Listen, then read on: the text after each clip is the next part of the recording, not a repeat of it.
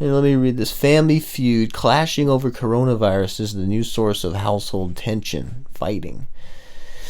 Remember those good old days when the main source of tension in your household might have been politics? Forget that. Now it's all about coronavirus. Just what we need, a new source of family division as we clash over how to properly respond to a killer pandemic when millions of American families are shut in for maybe months and already getting on each other's nerves. Your spouse thinks it's safe to eat with friends on the patio. You think it should be home-cooked meals with family only. But the kids want to go to the lake house and get takeout every day. You drop off groceries for the grandparents while they keep going to Costco just because they're bored. And they're pressing to see the kids. Never mind social distancing. These are the new kinds of disagreements that have come up with coronavirus and do cause some tension. I can see that. I can totally see that. Just, being cooped up with people here. My biggest problem is I read all this stuff and I want to talk to her about it and tell her how terrible everything is and want her to be scared like me.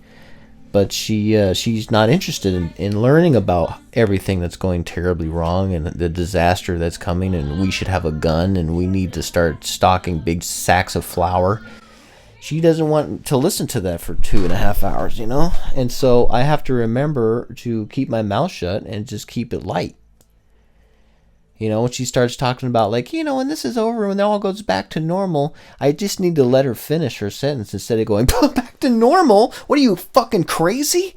It's never going back to normal. Never!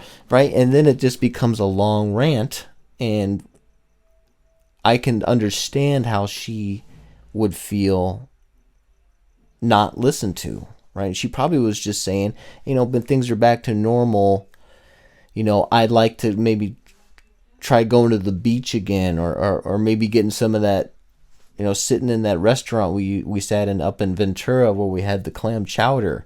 Right? She just wanted to say that she misses that clam chowder. But see how I jumped down her throat with the whole technocracy, robots and chips, and how life is over and everybody's going to be homeless and unemployed and running around with weapons, breaking into our house, and I have to build a booby trap that shoots a knife into their forehead if they bust down the door. I mean, she doesn't need to hear all that. And it's not her fault. I was blaming her I was like, why wouldn't she give a shit about this? Why doesn't she want to help me build the booby traps? Why doesn't she have more of a sense of urgency about this?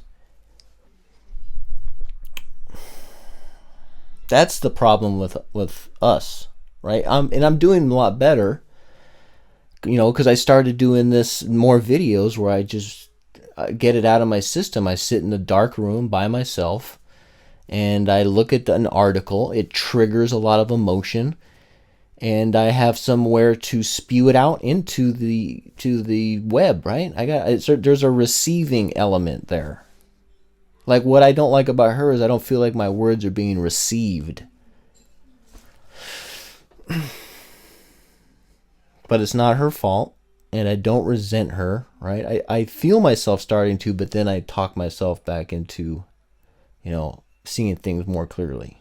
And I say, is it worth, causing your relationship to be unpleasant just because you want to get her to understand the gravity of them owning and controlling this vast amount of data? Does she need to give a shit about that? And it also has me fantasizing about somebody when they finally do break in the house and I have to kill them with my booby trap. I can't wait for that to happen so that I can go, see? Look at that. If I didn't make the fucking booby traps that shot the knives, that could have been a big problem. Now we have his weapons, right? We strip the body, we get everything we can. Maybe he, whatever's of value. That's when she'll be saying, hey, I wish I would have paid more attention to all of this. When you were right, Max. It is a dystopian hellscape now.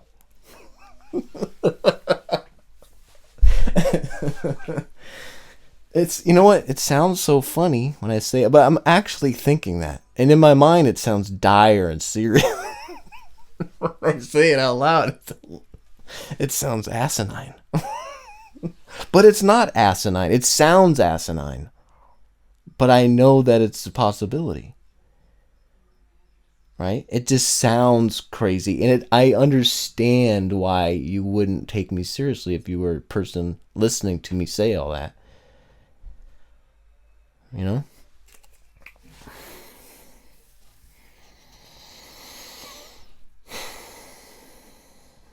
But other than that, things are going pretty good.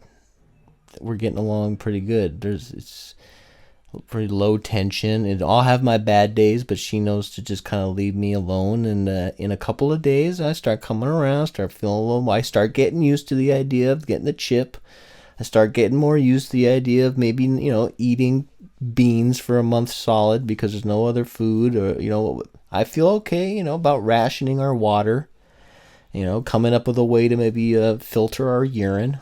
I feel better about it. Instead of thinking about the problem, I'm starting to think about the solutions, and then, we'll cross that bridge when we come to it. That's the attitude I've been trying to have.